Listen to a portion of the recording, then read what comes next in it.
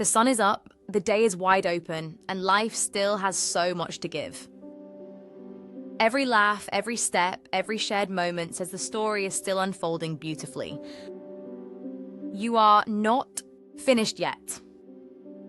Your story continues. Most people think life follows a straight line. Education, career, retirement. But for many, that line changes.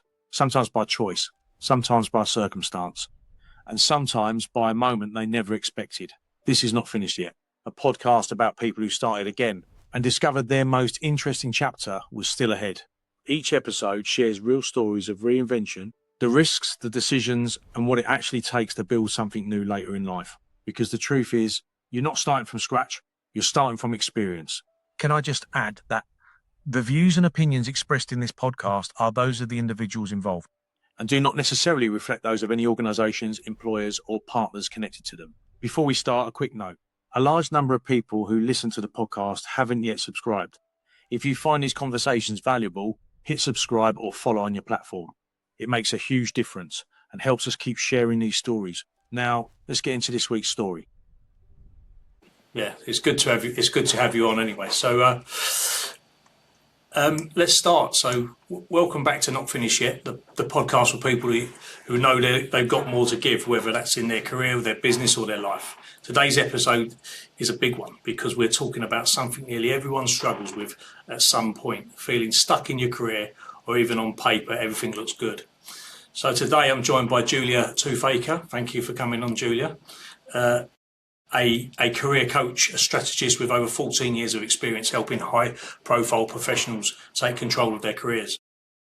She's the founder of Ride the Tide Collective, a LinkedIn top voice, and has taught career development at top institutes around universities around the USA. Her work has been featured in Newsweek, Forbes, and Yahoo Finance. So Julia, also the host of Control Your Career podcast, which hopefully we'll get into. Where she shares practical strategies to help people stop waiting for permission and start making intentional career moves. So, Julia, welcome to the podcast. And let's just start straight away. Let's start at the beginning. You know, what got you into career coaching in the first place? Let's start there. Oh, this is such a fun story that I rarely get to tell these days, but I had a quarter life crisis. So around 25, I had graduated from college. I had been working and just wasn't happy in what I was doing. I felt like I was really just kind of moving along and not connected to what I was doing. And I needed that. That was part of my personality. And I ended up going back to my institution, meeting with a career coach, doing all the assessments, all the things as if I were starting over. And it led me into working in education, getting my master's, but working at the college level. My parents had been K-12 educators, so I already knew that world and knew I didn't want to go into that. So I wanted to go into the college level.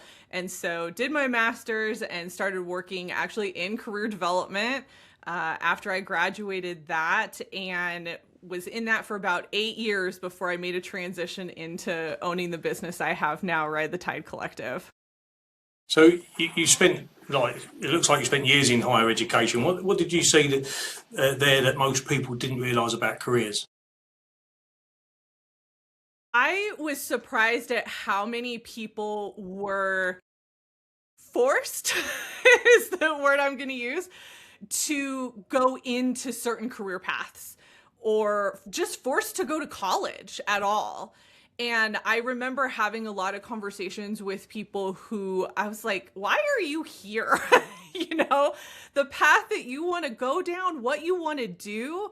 Why are we spending, tens of thousands of dollars here when really you need to go do this trade school or you need to go apprentice or go do this other thing? And it was a combination of, I've always wanted to go to college, so I need that bachelor's degree, or my parents said they'll pay for college, but I had to do this. And so because I saw a lot of that, it really changed my view on higher education and career development and just how we prepare young people for that journey and that process of career. So was there a moment where things clicked for you, where you said you thought, well, this is what I'm meant to do? When was that, or how did that come about? So when I was in my master's program, we actually did a lot of counseling classes. The program I did was very counseling heavy, and career counseling was one of the courses that we had to take. I think we actually had to take 2 of them, and I loved it. I just fell in love with it. I loved this idea of having to like figure somebody out and meet with them and know who they are. But then the other side of career development, especially when you're on the more like practical job search side, is just learning about different careers and learning about, you know, different companies and industries. And that really fed something in me because I just like to learn about a lot of things. So it was very interesting. So I got to merge these 2 parts of myself into this profession, and I just ended up really falling in love with it and then ended up taking it into a business. So before we dig in right into that core point, you know, pain points, you know, you've spoken about burnout and being a high performer in the wrong environment. What did that experience teach you? Yeah, that was such an interesting experience because I didn't know what was going on until I really got out of the situation. And I think that happens with a lot of high performers because we are constantly like, no, I can figure it out. I can figure it out. It must be me. I need to change something. I need to fix something in order to make this work because I've always made it work. And it doesn't work and you're suffering because of it. And it wasn't until I left that I was like, oh, this was really bad. This was really toxic. It was really bad. And I was every day justifying to myself why I was there and what I was trying to do. So with my clients, I can pick it out a little bit easier now. A lot of them come in knowing. I think there's a lot more information out there on burnout today than there was, 15 years ago, but they sense it. They understand it. I think people are a lot more connected to themselves now than they used to be. I think the pandemic had a lot to do with that. And so now they come in going, I know something's not right, but I don't know what it is. And yeah, so we've had a theme. Help them through. Yeah, we've had a theme along the podcast and interviews that we've done with different people about how it's amazing how you're dragged into a certain career. You know that's what you've always wanted to do, and all of a sudden you find yourself in it. One of them where you'll hear is he was an international cellist from the US and wanted that career and became into that mold, and then all of a sudden just looked back and thought, this isn't really what I want to do in my life. And it's amazing how, but you're right. I think people are starting to look and understand that a little bit now, and they're realizing that perhaps the burnout's coming from being in the wrong environment, as you said. But a little personal question for you now. How did, personal challenges, losing your parents and becoming a mother, I'm quite keen to hear about that, reshape how you think about career and success? Man, that was, you want to talk about a moment that really changed everything. That's what it was for me. And we, as a podcaster, we talk about stories and what's your story and all of that. This was a story I never intended to be a story, but I recognized what it did for me. So I lost my parents within 18 months of each other and then had my son in the middle of that. I'm also an only child, which is important context because my support system looks very different. I didn't have siblings. I don't have a ton of extended family. And so it was just such an emotional roller coaster.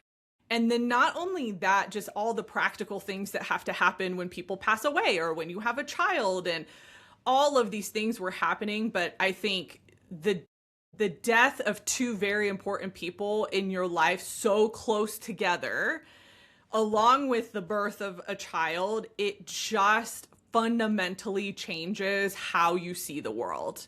And for anybody that has lost a parent or somebody very close to you, you understand what I'm talking about, because yeah, it just really, it's like your brain chemistry changes. I'm sure there's some research on that out there. And that's what it felt like to me. And for somebody who is very career driven, has always been career driven, has always just been like, I'm doing it, I'm doing the next thing, we're going to be successful.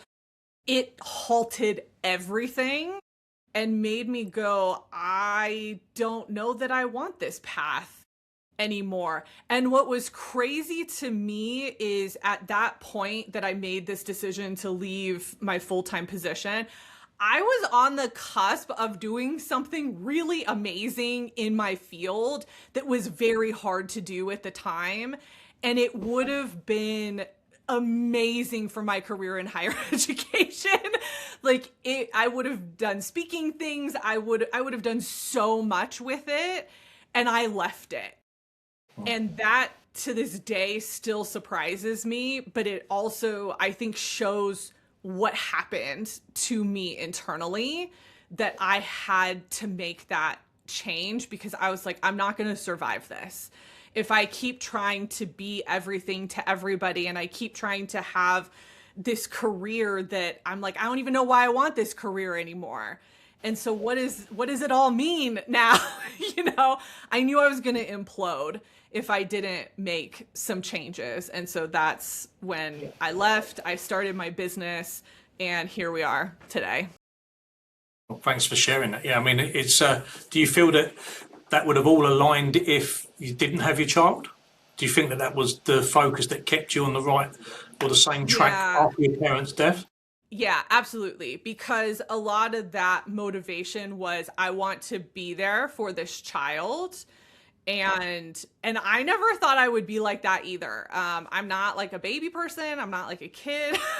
I love my kid, but that's not my thing. And so even wanting to leave and be around, my son more and all of that, I was like, oh, is that what I want now? Like, that was a huge shock to me. But I think that was part of the healing process for me as well, trying to like manage through my parents' death. But also, I knew who I was when I was working full time. And I was like, if I want to show up and be the best mom that I can be, I can't do that. I can't be that version of myself. Like, I have to shift, or I'm not going to be a good mom to this child. And I didn't want that for myself or for him. No, I understand that. Yeah. So, well, look, let's talk about why people feel stuck. This is where your specialism is. You work with high achieving professionals, no doubt, all over the country, maybe the world. Why do so many of them still feel stuck? I mean, I think it's for some of the things we've already mentioned. I think we get pushed into certain career paths. Just thinking about the cellist that you mentioned, immediately I was like, oh, I can definitely see why that happened. Because I think we get influenced by people around us. We get influenced by culture. We get influenced by, our parents, by professors. Oh, you need to go down this route, or this is where the money is, or this is where the opportunity is. And at such a young age, we are told we need to make these really big decisions. And sometimes we get so locked into it that we don't realize we didn't make a decision for ourselves. We made it for somebody else, or we made it for a certain reason. And then you get to a certain point in your career, and it usually happens in that, I would say, late 30s, early 40s, where you start to go, I don't think I want this anymore. Or something happens, something triggers it. So for me, it was the death of my parents and the birth of my son that made me go, this is not it, and we need to make some changes. And so that's when people, I think, who really just maybe didn't know themselves as well as they thought early on, they end up in those positions. And then we got to do some internal work, Yeah, so like beneath the surface, when you dig beneath the surface, it's rarely just about the job, is it? How much do you think it's identity versus actual opportunity, do you think? Or is it a mixture of both, depending on the person? Yeah, I think it's a mixture of both because we have to be realistic, right? There are situations where, you know, you have to take a job because you need to pay bills or you need to support your family. And sometimes you don't get the choice. And sometimes your value is, I need to make the most money possible for this reason, whatever it is. So you take the path that is going to do that, even though that's not the best path for you. And I think people feel that along the way, but they get so stuck in it that, again, you get into that midlife and you're like, this isn't right. I've been fighting against this career path for so long. Now, some people, they can make a switch of, you know, the type of job that they're doing, not the type of job, but the type of organization. And sometimes that's enough, right? Because they're like, I have this skill set, I don't hate it, so I want to keep using that, but I am tired of this environment, so I need a different environment. So sometimes they can make that switch and it's enough. For other people, they don't even like the work that they're doing. And then now we're talking about a major overhaul. And I think that for people that are in that space, that's scary. You know, that's scary to want that much change, to look at what does this look like now in midlife? Can I do it? Is it even an option? And for a lot of people it is, but a lot of times we need support with that because it is such a major shift. But usually even people in that situation, I'm like, let's make a small shift first. You know, like, let's get out of the environment you're in and see if that solves some things. If you still hate it, then, you know, let's have the bigger conversation. We don't have to change everything all at once. No, yeah, and we found that it's not about always changing the job that fixes the problem, but you talk about waiting for permission. Where does that come from? What do you mean by that? Yeah, I think so many of us live in this space of, is it okay for me to do this? Is it okay for me to go down this path? And I think a lot of that stems from how we were communicated to when we were younger and how we were taught to make decisions, right? And that can be, again, a parent influence, you know, or just somebody in your life, but it can also be a cultural, societal influence. Well, who are you to want to do this thing? Who are you to want to start a business? Who are you to want to move to another state? You know, I think we're told like, no, you have to stay here and you have to do this and you have this responsibility and that responsibility. And I think it holds people back. So they feel like they need that permission. So the amount of times I have clients and I say, you know, you can do this, like you're an adult, you're a full-fledged adult and you can make this choice. And because I tell them that they can make the choice, it's like a light bulb goes off. And they're like, oh, you're right. I am an adult and I can't make these decisions, you know? So if there's one sign someone listening right now is stuck, even if they don't realize it yet, what is that sign? I actually think they probably know, but they're fighting it. So they likely have this feeling inside of them. It could be a physical feeling that they get maybe when they come into work or they think about work. I used to get like a tightening in my chest. Sometimes my tummy would hurt, you know, like I had physical feelings that I ignored for a long time. I think for other people, you just have this like noodling in the back of your head that's saying, is this really all there is? Can everyone follow their dreams though? What? Can everyone follow their dreams or their instinct, or do you feel that? Within reason, yes. You know, and I'm very practical. I think if you have a plan and a vision and a means to make it happen, then absolutely. But I think so many people have significant responsibilities that it's hard to make a massive change all at once because it really upsets the ecosystem that they've created. And so there's a lot of work that has to go into what is the dream? Is it attainable? Who do you need to get on board for that? Like what's possible and what are the like smaller steps we can take to get there. Because for a lot of people, you can't just quit your job and go move somewhere and do something. Some people can do that, and I love that for you, but the majority of people cannot. And so we have to think about, how do we build a practical plan to get to that life that you want.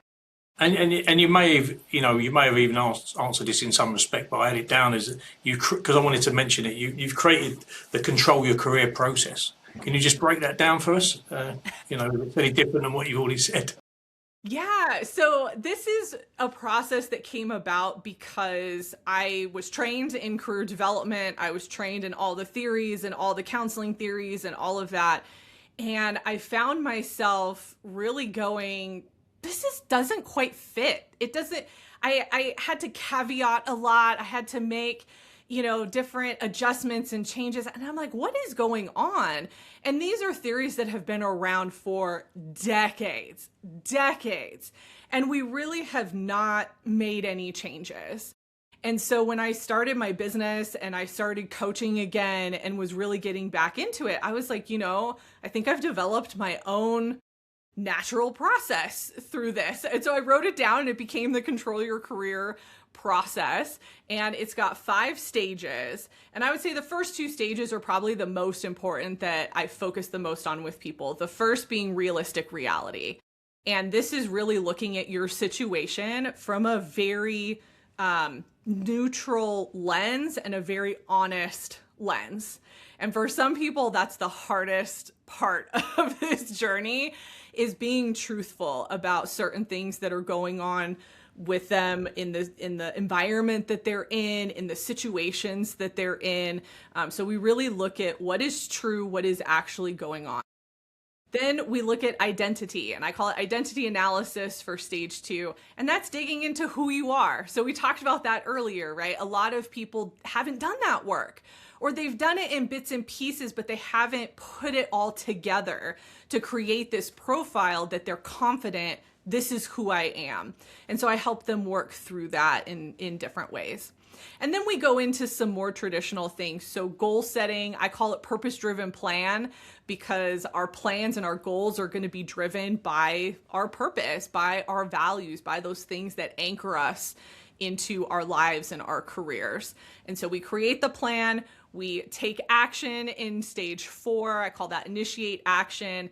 So not only am I supporting you and being that cheerleader for you, but we're also figuring out, what are your barriers? What are the things that are holding you back from taking action? Because a lot of times that's one of the biggest issues, is I know where I want to go, but to actually start moving, there's a lot of fear, there's a lot that goes on where you're like, oh, I don't know if I actually want to take action on this. This is scary. And so we work through what that can look like. And then finally, stage 5 is high impact habits. And so this is, what habits do you need to build to kind of keep this momentum going within your career? What are the things that are going to help you get to the place that you want to go? And what are the habits that you need to either start or leave in order to get there? So that's the Control Your Career process. Yeah, so let's dig into a couple of those areas there. I just want to say, what's the biggest mistakes people make when they're trying to move forward then? I think the biggest mistakes, especially in terms of action, is they're unrealistic about what's possible in the situation that they're in. And so they set crazy timelines that they really can't meet.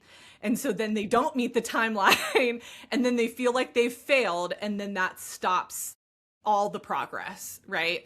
I think the other thing is you just come up against different barriers. So you're moving toward action, you're doing things, and something happens, a life thing happens, a work thing happens, and then that halts everything, and you're like, well, is this right?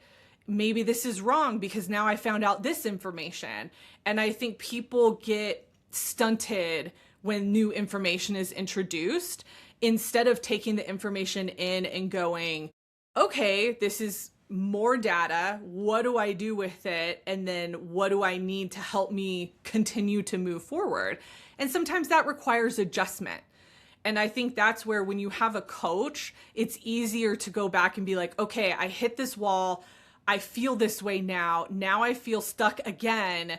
What is going on? Yeah, And it's like a stuck between clarity and execution type of scenario. yes. So many people get the clarity part. Like they actually love the realistic reality part. They love the identity analysis. Yes, I get it. I understand it. I see the patterns. Okay, now we need to take action. And then they're like, whoa, I just wanted to know what was going on. I don't actually want to change anything. But now you have all this information. And so to have all this information and go back to the way that you've been operating is also very hard. So there has to be movement forward. And so I help my clients work through that as best I can, right? The client has to be willing to move forward too. But we're also working on what are those mental barriers? What are just the barriers that you are internalizing that we need to push through in order to move forward? So this self-awareness kind of, look at yourself, why is this the starting point most people kind of skip over? Self-awareness, man, it's the key. It's the key to everything because we are so influenced by different things around us. So I'm writing a book right now, actually on this process, hopefully coming out at the end of this year. But one of the things that I talk about is the version of you that work built, because we're so influenced by our work. We're so influenced by managers and coworkers and the context and the situations that sometimes we lose ourselves in that. And so we have to strip all of that away and go, is this the true version of you? Or is this a version of you that you created to survive in this environment? Right? And those are two different people. And that's where there's so much friction and why another reason why people feel lost and confused in their career. And so what I'm trying to do is help them get to that core self and get to that high self-awareness so that when they make the next career decision, they know, oh, I don't want to be in this environment. I'm not going to work well with this type of manager. I know who I am now, and I'm confident in that. So I'm going to make more confident choices moving forward. So if someone's feeling stuck right now, just so for the listeners, what are the first 2 or 3 things or first 2 or 3 steps they should take this week? What would you say to them? Yeah, I would say reflection, which I know some people are going to say, what do you mean, Julia? What does that mean, reflection? Just sit with yourself, which I know for some of you, you're going to balk at, but sit with yourself, get a notepad, get even your computer. I don't really like to write. I like to type, but whatever works for you. And I want you to reflect on what are you loving about your life right now? And what feels frustrating and what feels hard. And when you do just that simple reflection, no holds barred. I don't want you to censor yourself. I don't want you to use the language that you think that you should be using. I want you to truly write what you feel, how you feel, and that will give you some insight into what is going on right now. Because once you have that on paper, then you can kind of dig a little bit more into, oh, this work thing, what is it about that? And is that something that needs to change? What's the reality of that situation? Right? That's when we dig more into those things that you reflect. Well, I wanted to go into that a little bit, some relatable insight really for people. How do you distinguish between a tough job and a toxic environment? Ooh, such a good question.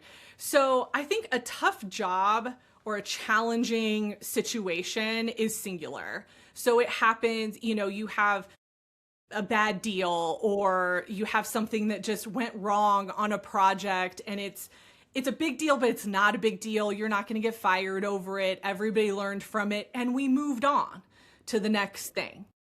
When it becomes toxic is when it's consistently happening over and over again.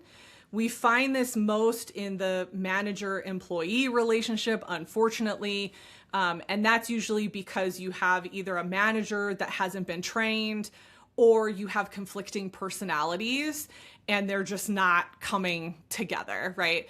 And so what we're looking for is that consistent behavior of how you're being treated by a manager. In some cases, how you're being treated within the culture as well. And if it's a consistency, that's when I would say, this might be a toxic environment for you. For some people, you can have two people in the same team having a completely different experience because of who they are. And that's also important to recognize. I had a very toxic experience with a leader. My coworker didn't. And it's because we were very different people and our personalities were different and we related to the manager in a different way. And so we viewed it in a different way. And so that's something you also have to recognize, is just because it's toxic to you, it might not be toxic to somebody else, which is where the environment comes in. A lot of times, if we change the environment, then it's one of my pet things that I coach and talk about all the time. Is we have a person that's been with us a long time and they're looking for a pay rise, for example, and then we give them that £5,000 or £10,000 pay rise, and we say, right, what can we extra can we get out of that person? We don't reward the person. We think, what extra can we get out of that person? And we make them the manager of something. And they've never had any training in leadership and stuff like that. And they don't understand things like learning styles and that you're different than I am and we're going to react differently. And it's a fascinating subject, something we could probably talk about just on its own, But it's something you see all the time. And it's something that I feel that people we make the same mistakes. Everyone seems to make the same mistakes when they're pushing through. Hopefully, now I think it's taken me a good out of my management and career, of 35 years as a director. I've probably learned that in the last 15, that people are different. I was probably brought up in the 70s where everyone walked the same and did what they were told. And that was you're going back to your original point where you're trained almost from birth or from your parents of how you should act and how you shouldn't act through that. But sorry, I'm just so when does pushing through become the wrong decision then in that kind of environment? Yeah, I think when it impacts you physically, when it impacts your mental health, when other parts of your life are starting to go downhill because you're putting so much energy into your workday. So for me, when I was in that state, I was in a toxic environment, I was burnt out. I had no energy on the weekends and the evenings. So I would come home and just blanket fort, and watch TV because I had zero energy to deal with anything. I basically had to recharge myself over the weekend in order to go and do the next thing. And at the time, I just didn't clock it as being an issue because I thought I was the problem. I was like, well, it has to be me because this person's doing fine.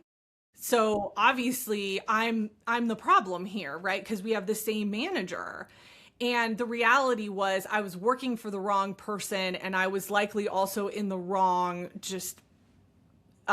business context, right? Like it just wasn't the right environment for me to thrive. And so when I changed all of that, I thrived immediately. And so then I realized, I was in survival mode that entire time. I was just trying to get through week to week and day to day. So that burnout, what are the real causes then beyond just the working too much environment? Is it, touch a little bit more on that, what you think that is? You mean symptoms of burnout, things that we see? Yeah, symptoms and causes of like outside of the work tough environment. Is it what causes that burnout? It's not just about the job, is it? It can be, actually. It can be. However, for most people, it's multiple things. And I think this is kind of to your point about the management piece and people are different. We never know what's going on in somebody's life outside of work. A lot of people really try to keep private to an extent. And so at one point, I was dealing with my dad had just died and now I'm the caregiver for my mom. And how do I don't know how to be that for her, So I was expending a lot of additional energy outside of work having to deal with that. And so I think we have to, as people, really consider the job could be the issue, but there could be something else going on. If you're a caregiver, if you have kids, if you're going through a divorce, if you're newly married, that doesn't sound like something that would burn you out, but it's all change. You have lots of change happening, and one can impact the other and vice versa. And so you have to, this is where the realistic reality comes in. What is actually happening in your life that's impacting what's going on at work, or what's going on in work that's impacting what's going on in life? You know, I think even with managers, a lot of times I've seen people project onto managers because of a past manager experience, or because of a parent, or because of a situation going on at home with a family member. And you see that behavior in your manager, and now you're projecting onto them. So there's a lot of that goes on as well, which is why the realistic reality phase is so important, because we have to strip that back and go, is there an actual problem here? And what is the root of that? Is this person that you're reporting to actually the problem, or are you creating this problem? And it's not always that, but that's part of the reality, is sometimes we are the problem. Sometimes the issue is stemming from inside of us, and we have to own that and understand how it's influencing our behavior toward other people. So what do you think people are getting wrong then about the burnout recovery? Where do they go wrong? Oh, I think with burnout recovery, with work specifically, they're not getting out of the situation. So they're trying to recover from burnout in the same space that created the burnout. And that's very hard to do without some type of major change within the organization. So if you got if it was a manager and you got a new manager, then we might be able to work through some of the burnout, but it's still really hard to stay in an environment and work through that. That's actually where I would say you also need to be in therapy. Like if you have to work in the place that you're in, I'm like, therapy and me to help manage both sides of that, because it is going to be a lot harder. So when do you think it's time to leave then? When do you call that confidently out? Or, you know, is there a sign that you say, look, this has to make change now? You know, I've had clients where we've worked for a long time together because they were determined to stay in a position. And I had one client for probably 6 months where I was like, you need to leave. You need to leave. I understand that you want to stay, but this is not healthy and you need to leave. And I think that they knew it. They knew it when they hired me, but they wanted to work. They needed to know that it wasn't them. So they needed to work through it and come to that conclusion on their own. But I think when you are just consistently complaining and no change will make it better, that's a huge sign to me, because you're at a point now where you're like, I don't want to be here and I can't see anything positive about this situation. Even if these things changed, I still don't agree with these other things. That's when I'm like, then you need to leave. You need to do the work to make the transition, because you're not going to be able to do this internal work if you're in this environment where you're just constantly upset. Yeah. I mean, I just want to move on a little bit with about moving forward. And after that kind of recovery, I don't want all the listeners to think that you have to quit your job to get on, because you can make a career change within what you're doing. But, you know, you talk about, and this is what I was really interested in, you talk about career ownership. What does that actually look like in practice? What does that mean to you? Yeah, so career ownership is knowing yourself. It's knowing your reality and going, I am making an informed decision. I'm saying yes to this opportunity because I understand who I am. I understand how it's going to benefit me, and I want to do it. Versus a situation where something's presented to you and you feel like you have to take it because of who that person is or because of the situation. I think a lot of us are afraid to say no to certain opportunities that come our way. But to be able to say no is actually really powerful. And I think that that's the point where you go, no, I know who I am. I know what I want out of my career. And yes, this is an amazing opportunity, but it's not the right opportunity for me. And I understand that. And so you're really seeking out what aligns with who you are and what you want. Yeah, I remember as a young recruiter, I used to have a recruitment business, and there was one good-looking guy who used to come in the office, and he used to talk us around and get the best jobs. And when I look back at it, he was probably the least productive person I've ever met in my life. So, but he was loud, and he was influential, really. So, but how do people build influence at work without being fake or over loud? Is there a technique or an opinion? Yeah, there is. I think for most people, again, understanding who you are and how you're going to operate within the workplace is really important.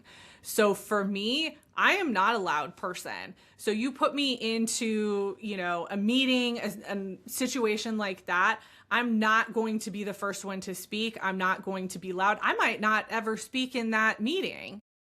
But because I'm more of a one-on-one person, the way that I built influence was through one-on-one conversations.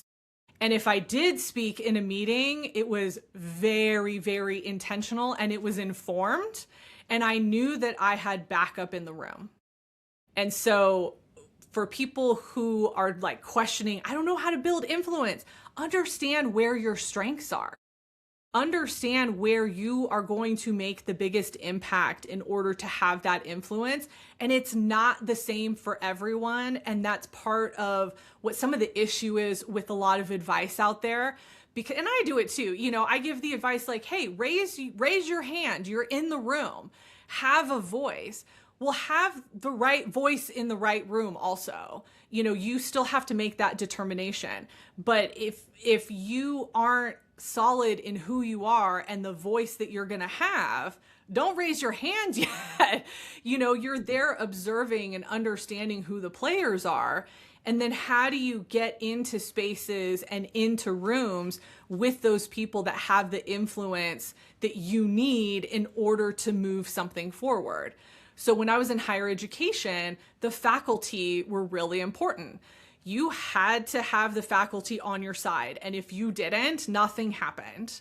And so I made it a point to have relationships with each faculty member. And we met and we talked, we discussed, I knew their work. I was able to have a conversation with them. And then that created a level of respect for me where when I was in the room, I could have a voice and they listened to me. Where I had other coworkers that had been in it longer, had the experience, had all of that, but they didn't have the connections. They didn't have the relationships. And so the faculty didn't know their motivations. And so they weren't listened to, right? Yeah. So what was the one mindset shift that changes everything when it came to the career growth, or what advice have you got for that one mindset shift? You have to want it. Ooh, so sorry. All right. Ooh. Totally forgot.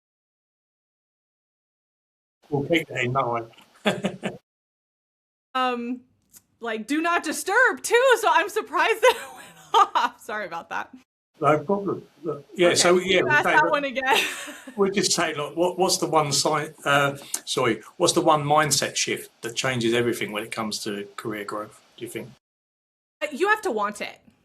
I think there's a lot of noise right now online, especially about, why are we putting all this effort in to work for somebody else and we don't need to work for the man and all. I mean, that's been around for decades, right?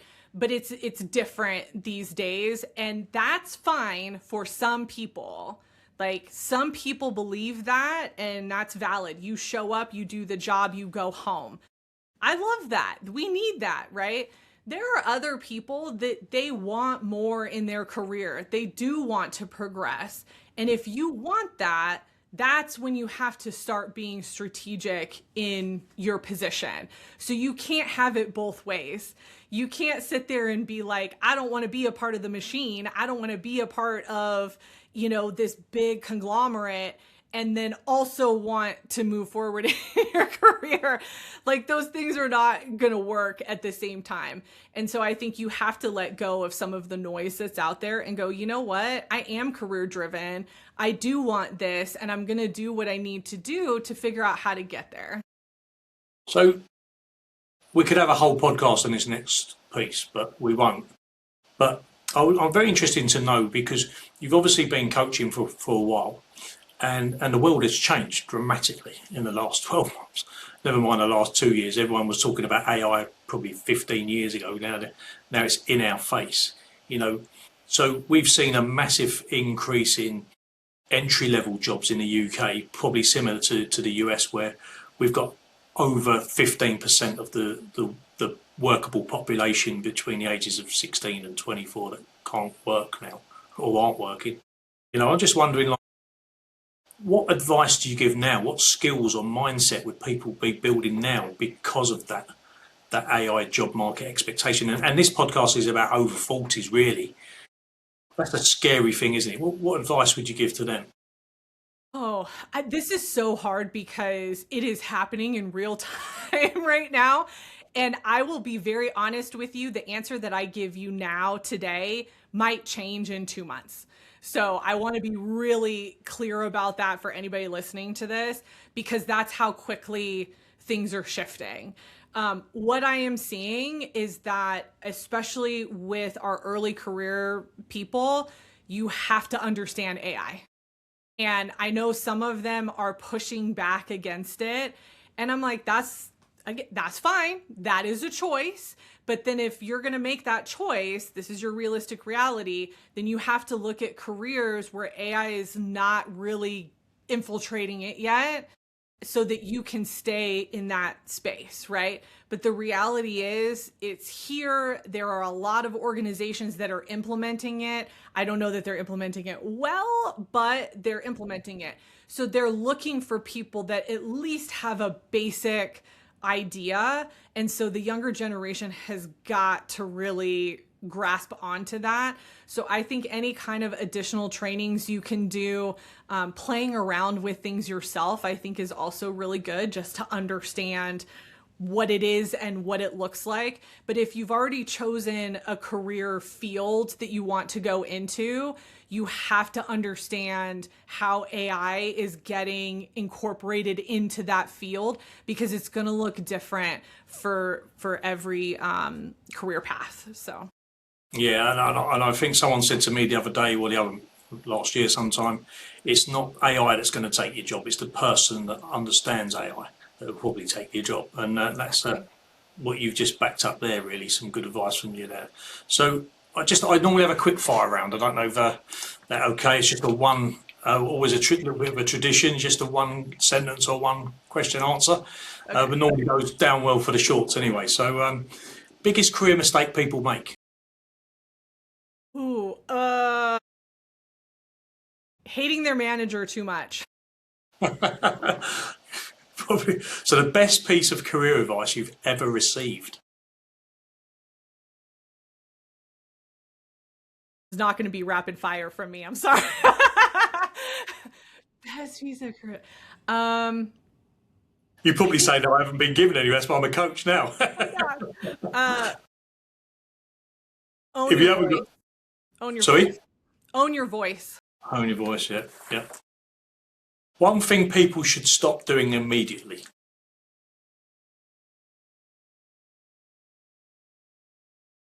I mean, just being negative about work. I think people are so negative for sometimes no reason other than they're influenced by social media. Stop doing that. Yeah, absolutely. Live your life. And so on the opposite of that, one thing people should start doing today. Networking meetings. Start talking to more people in your field and learning more. People don't network. The younger generation don't network now, do they? It's something most people driven don't. into them. Most people don't, unless you're already like a networking person, unless that's already your personality. Most people do not spend enough time on it. And it's one of the biggest habits that I try to get people to make. And finally, success equals what? whatever success means to you. Okay. So we wrap up. It was really great to talk to you today. I think it's been a powerful conversation. I can definitely see why you're a coach. You've definitely chosen the right path. Thank you. The enthusiasm comes out in you, and I think everyone should have a coach. Anyone listening out there, if you want to be a world champion at anything, you need a coach. I have a coach. I talk to a coach regularly, who's become a friend over the years. It's been a powerful conversation, as I said, and I think a lot of people listening will feel like you've just put into words the things they've been struggling to explain. I think this is what this is all about, really. So where can people find you and learn more about your work? Let's on the Control Your Career podcast and everything else, the Ride the Tide Collective. Give us some websites, and we'll put them down anyway in the note. Yeah, so my website is where everything is to get started. So ridethetidecollective.com is the best place to start. You can find the podcast there, but you can also search Control Your Career to get the podcast. And honestly, I recommend listening to the podcast. It gives you a great understanding of who I am, my coaching style, and just some of the topics that we're talking about right now. So thank you, Mark, for having me. No problem. I mean, Ride the Tide Collective is a brilliant name, by the way. It really is. It's when you've thought of that, that's great. So, look, if you're listening to this and you've been feeling stuck, this is your sign. You don't need permission. You don't need a plan. And remember, you're not finished yet. Thank you very much. There you go. Thanks so much for listening to Not Finished Yet. If you enjoyed today's episode, make sure you hit subscribe so you never miss a conversation. And if you know someone who needs to hear this, share it with them. Please see the links to all our socials. Until next time, remember, you're not finished yet.